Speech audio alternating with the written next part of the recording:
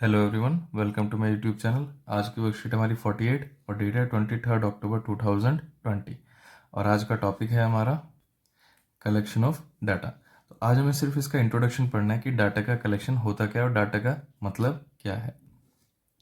आपको सिंपल सा है, एक सबसे अच्छा एग्जांपल है हमारे क्रिकेट मैच का। मैच सब देखते हैं। मैच में आपने देखो बीच बीच में हमें कुछ न्यूमेरिकल वैल्यूज़, कुछ ग्राफ, ये सब ऐसे ऐसे दिखाते रहते हैं।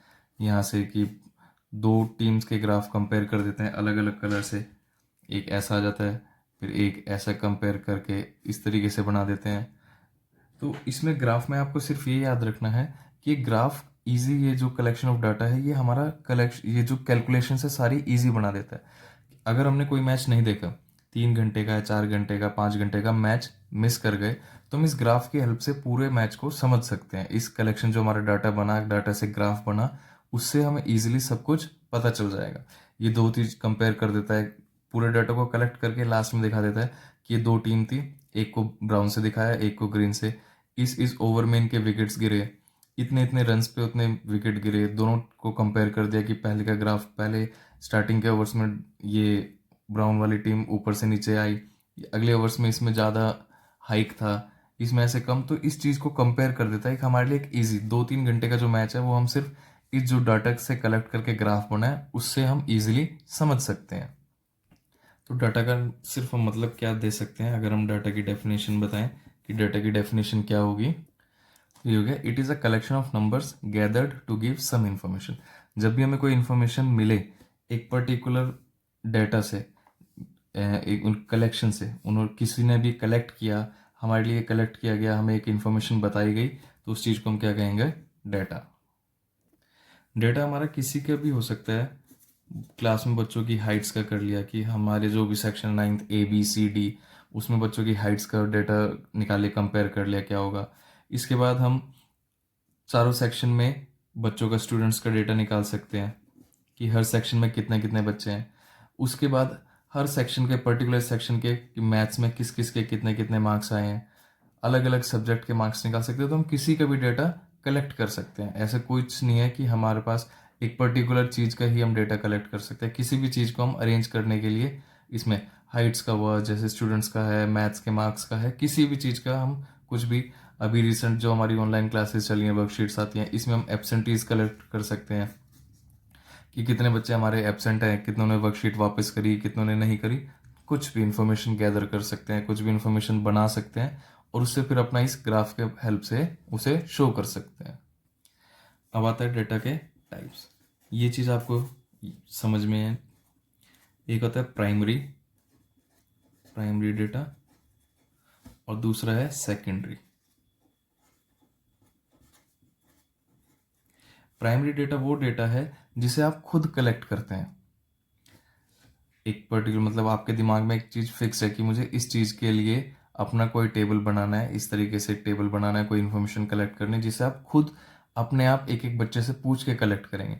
जैसे कि ये हाइट का कर लिया हमने कि आप पर्टिकुलर, आपको कहा गया, दो बच्चे ले लिए हमने, ए और बी, उन दोनों को अलग अलग दे दिया कि आपको डेटा कलेक्ट करना है। तो ए प्राइमरी का बता दिया कि आप प्राइमरी डेटा कलेक्ट करोगे और बी को कह दिया आप सेकेंडरी।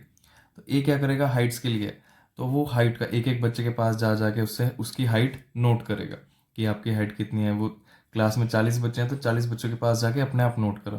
तो उसके दिमाग में एक पर्टिकुलर हमने सेट किया था कि आपको हर एक बच्चे की हाइट लिखनी है, कितनी कितनी है, उसका एक डेटा बनाना है, उसे अरेंज करना है असेंडिंग में या डिसेंडिंग, किसी भी ऑर्डर में।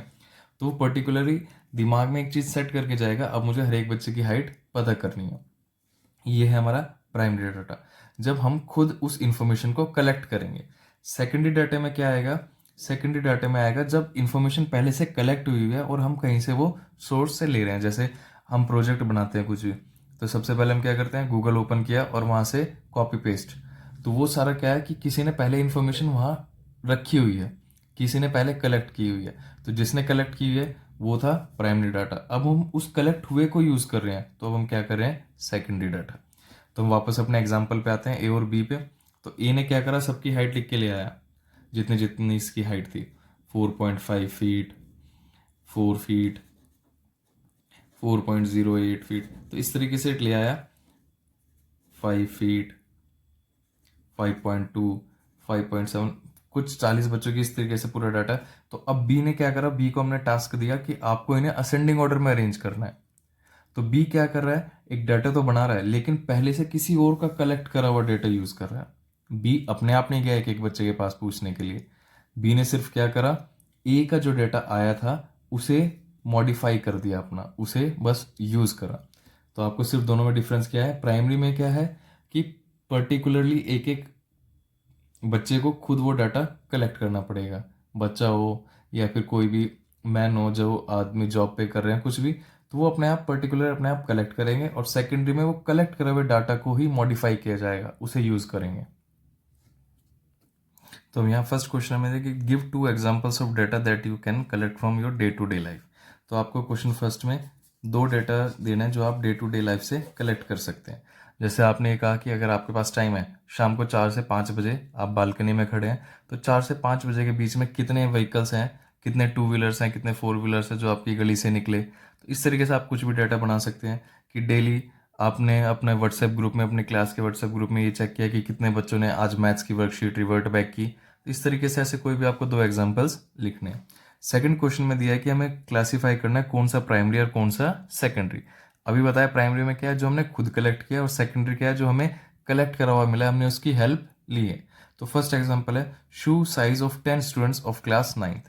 तो इसमें हमने क्या करेगा, अब हमें क्या करना है, 10 स्टूडेंट्स के शू साइज मतलब उनके जूतों का साइज कितना है ये पता करना है। तो हमें पर्टिकुलरली जा जाके पूछना पड़ेगा। तो फर्स्ट पार्ट में क्या हो जाएगा, ये प्राइमरी डाटा, क्योंकि अब हमें जा जाके एक एक बच्चे से पूछना है कि आपका साइज, शू साइज कितना है कितना है, तो ये कितना है, अब हमें खुद जानना है। तो ये हो गया हमारा प्राइमरी डाटा।